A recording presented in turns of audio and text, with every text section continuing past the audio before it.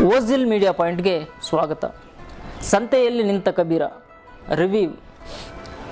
ನಮಗೆ ಯಾವುದಾದ್ರೂ ವಸ್ತು, ವ್ಯಕ್ತಿ, ಸಿನಿಮಾ ಇಷ್ಟ ಆಗಬೇಕಾದ್ರೆ ಮೊದಲನೇದಾಗಿ ಅದರ ಬಗ್ಗೆ ನಮಗೆ ಪಾಸಿಟಿವ್ ಥಿಂಕಿಂಗ್ ಇರಬೇಕು.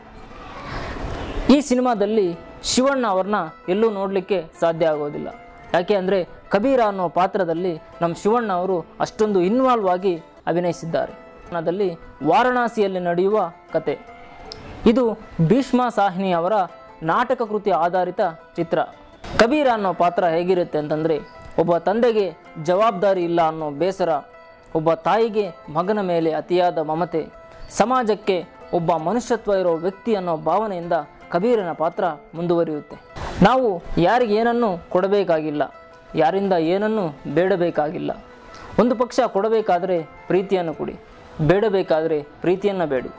ಅನಂತ್ನಾಗ್ ಅವರು ಹೇಳುವ ಈ ಮಾತು ಅರ್ರೆ ಹೌದಲ್ಲ ಅಂತ ಥಿಯೇಟರ್ನಲ್ಲಿ ಕೂತಿರುವ ಪ್ರೇಕ್ಷಕನನ್ನು ಎಚ್ಚರಿಸುತ್ತೆ.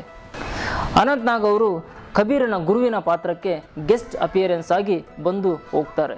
ಕಬೀರ ಮುಸ್ಲಿಮರಿಗೂ ತೊಂದರೆ ಕೊಡ್ತಾ ಇರ್ತಾನೆ, ಹಿಂದೂಗಳಿಗೂ ಕಾಟ ಕೊಡ್ತಿರ್ತಾನೆ. ಈ ಎರಡೂ ಗುಂಪುಗಳಿಂದ ಕಬೀರನ ಮೇಲೆ ತೊಂದರೆ ಉಂಟಾಗ್ತಾ ಇರುತ್ತೆ. ಕಬೀರನ ತಾಯಿ ಪಾತ್ರದಲ್ಲಿ ನಟಿಸಿರುವವರು ತುಂಬ ಸಹಜವಾಗಿ, ಭಾವುಕರಾಗಿ ನಟಿಸಿದ್ದಾರೆ. ತಾಯಿ ಮಮತೆಯನ್ನು ತುಂಬ ಚೆನ್ನಾಗಿ ವ್ಯಕ್ತಪಡಿಸಿದ್ದಾರೆ. ಬರೀ ಪಾಸಿಟಿವ್ ಪಾಯಿಂಟ್ಸ್ ಆಗೋಯ್ತು, ನೆಗೆಟಿವ್ ಪಾಯಿಂಟ್ಸ್ ಯಾವಾಗ ಅಂತ ಯೋಚನೆ ಮಾಡ್ತಾ ಇದ್ದೀರಾ?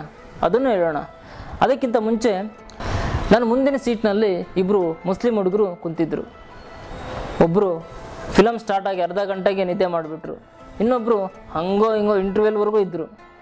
ಓ ಪರವಾಗಿಲ್ಲಪ್ಪ, ಕಬೀರ ಅಂತ ಹೆಸರಿಟ್ಟಿದ್ದಕ್ಕೆ ಸಾರ್ಥಕ ಆಯಿತು ಅಂತ ಅಂದ್ಕೊಂಡೆ. ಆಮೇಲೆ ಇಬ್ಬರೂ ಕಾಣಿಸ್ಲೇ ಇಲ್ಲ. ಹೀರೋಯಿನ್ ಪಾತ್ರ ಶಿವಣ್ಣ ಪಾತ್ರಕ್ಕೆ ಪೈಪೋಟಿಯಾಗಿದೆ. ಸನುಷಾ ಮತ್ತು ಶಿವಣ್ಣ ಸೇರಿ ನಟಿಸಿರುವಂಥ ದೃಶ್ಯಗಳು ನೋಡುಗರಿಗೆ ಮುಗ್ಧಮಯವಾಗಿರುತ್ತೆ. ಅದೇ ರೀತಿ ಹಾಡುಗಳಲ್ಲೂ ಅದೇ ಮುಗ್ಧತೆ, ಅದೇ ಕ್ಯೂಟ್ನೆಸ್ ಅನ್ನೋದು ಮುಂದುವರಿಯುತ್ತೆ. ಸಂಜನಾ ಅವರು ಒಂದು ಸಾಂಗ್ನಲ್ಲಿ ಬಂದು ಹೋಗ್ತಾರೆ.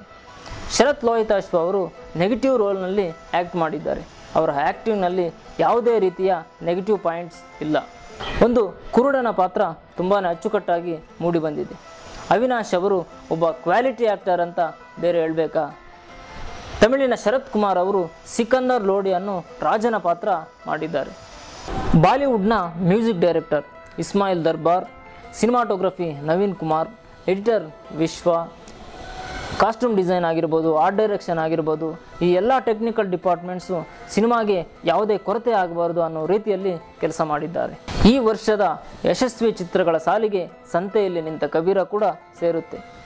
ಈ ಚಿತ್ರಕ್ಕೆ ಅವಾರ್ಡ್ಗಳ ಕೊರತೆ ಬರೋದಿಲ್ಲ.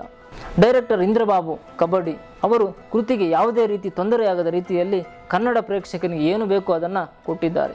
ಫೈನಲ್ ಆಗಿ ಈ ಚಿತ್ರದ ನೆಗೆಟಿವ್ ಪಾಯಿಂಟ್ ಏನಂತಂದರೆ, ನೀವು ನೆಗೆಟಿವ್ ಥಿಂಕಿಂಗಲ್ಲಿ ಹೋಗಿ ಸಿನಿಮಾ ನೋಡಿದರೆ ಅದು ಖಂಡಿತ ನಿಮಗೆ ನೆಗೆಟಿವ್ ಪಾಯಿಂಟ್ ಅನಿಸುತ್ತೆ. ದಯವಿಟ್ಟು ಸಬ್ಸ್ಕ್ರೈಬ್ ಮಾಡಿ. ಧನ್ಯವಾದ.